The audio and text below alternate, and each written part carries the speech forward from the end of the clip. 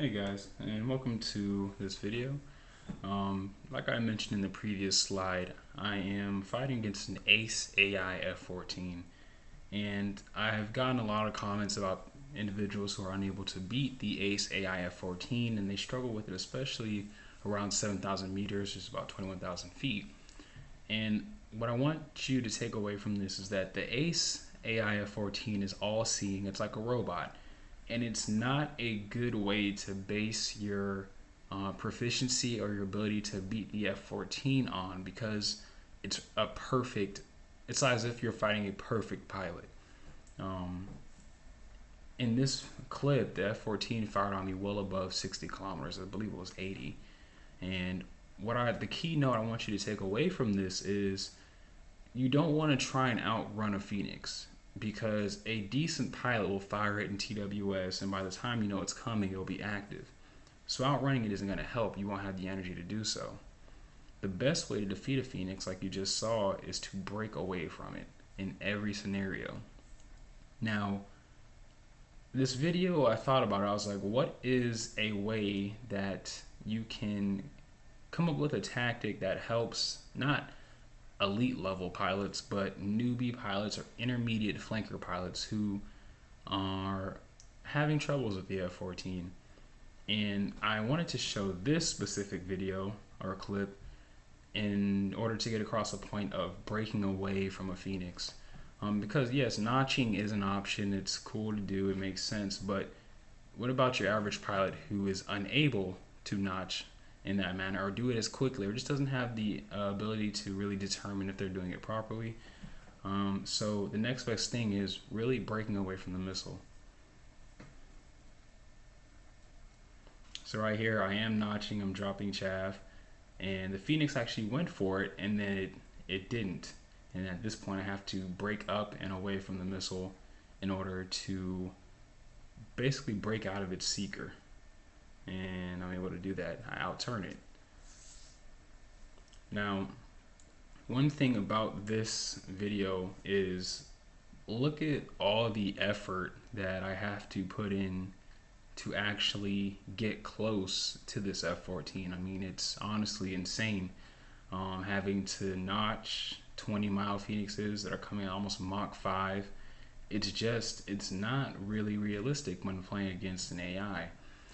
But, notching does work, as you can see. But the importance of this clip is I want to be able to show you the difference between what it's like fighting an AI versus fighting human players. Because one thing about the F-14 is it sucks at looking down. Its radar is not good at looking down into ground clutter. And you can look into that to yourself, but it just does not perform well with looking down. And the AI contradictory to what is known can look down perfectly fine. But once you see the next video coming up, you'll realize how inefficient the F-14 can be at this, and you'll also realize that it's not as scary as it may seem.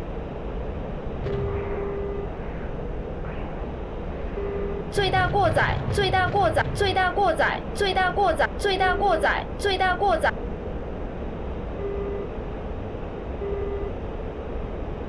拉起，拉起。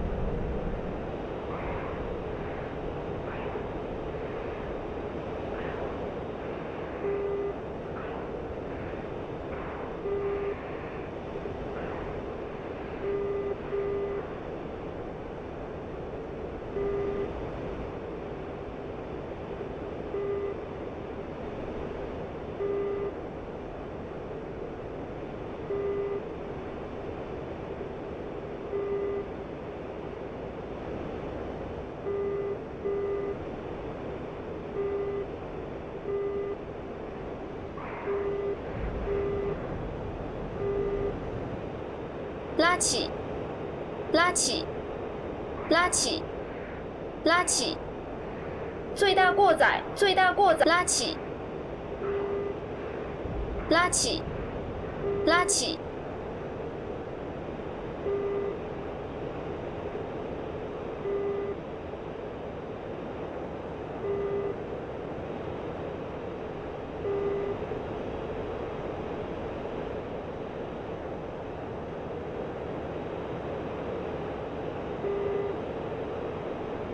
最大过载，最大过载，最大过载，最大过载，过载超限，过载超限，最大过载，最大过载，过载超限，过载超限。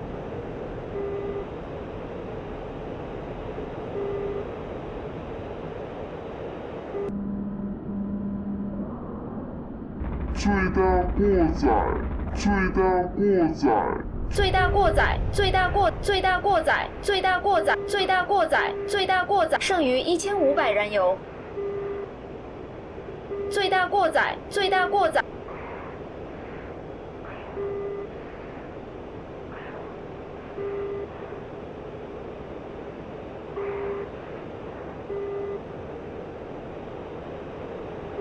最大过载，最大过载，最大过载，最大过载。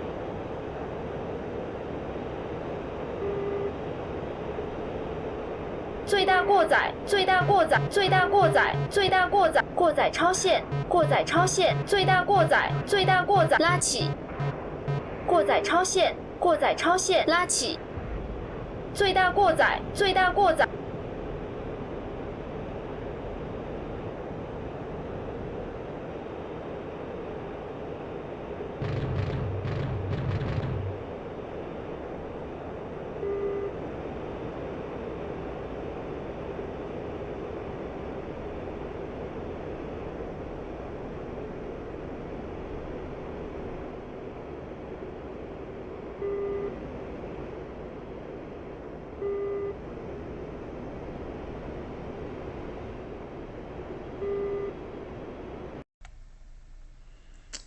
Hey guys, so you more than likely just finished watching the engagement, and now this is the after, I guess, battle analysis report. And as you can see, I'm going up against the 3 F-14s, and in particular, I'm flying perpendicular to the bandits like I mentioned earlier. Not only am I flying perpendicular to the bandits, I am using a jammer. Now, as I said earlier, the average burn through on a jammer is about 40 kilometers, and that's if a bandit is going hot towards you, straight at you, maybe slightly cranking. A bandit will typically get burned through at about 40 kilometers, maybe a little bit less, from what I've seen. But what happens when you turn perpendicular to the bandit with a jammer and you're not actually going hot towards them? Well, from a logical standpoint, it would make it harder for the bandit to actually achieve this burn through. It would make it harder for the bandit to sort you out. So what that does is now it brings the F-14s in closer. So typically before the F-14, if you're flying hot at it, you can get a shot out from well above 80 kilometers or well above 60 or 50 kilometers. But with this jammer on and the perpendicular flight path, I've effectively forced the F-14s to come within my range where I need them to be so we can be on equal footing. Now you'll say, well, they still have Fox 3s, and that's an unfair fight. And yes, it is, but all I have to do is evade the Fox 3s and get them defensive. Now, the next part, as you saw earlier, what's interesting is, like I said, the F-14 doesn't do well when it comes to looking down into the ground clutter. It's not really meant to be just shooting straight down, especially at smaller targets. Now, you mix in a jammer and a small fighter, or a relatively small fighter, and F-14 is going to have a bit of a problem trying to sort that out. And as you will see in a moment, I'm able to actually get off multiple shots at both of these F-14s, and they don't return fire. And I'm honestly going to say that's more than likely because they couldn't sort me out. And if it was a human Rio in the back seat, that's I guess that would prove the point even more about how difficult it is to actually sort out a target that's lower than you and is jamming.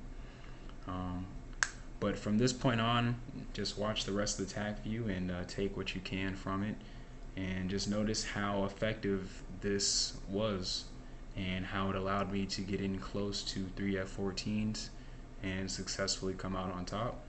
And I believe honestly this is a tactic that anyone can really use, because I wanted to think of something that would not only help advanced pilots, but someone who's new to the flanker. What is something that they can do that would at least allow them to have somewhat of a fair fight across the board? And this was the best thing I could come up with, along with building your own threat recognition when it comes to fighting the Phoenix. Based on the speed and distance of the missile being fired, you have to build your own situational awareness.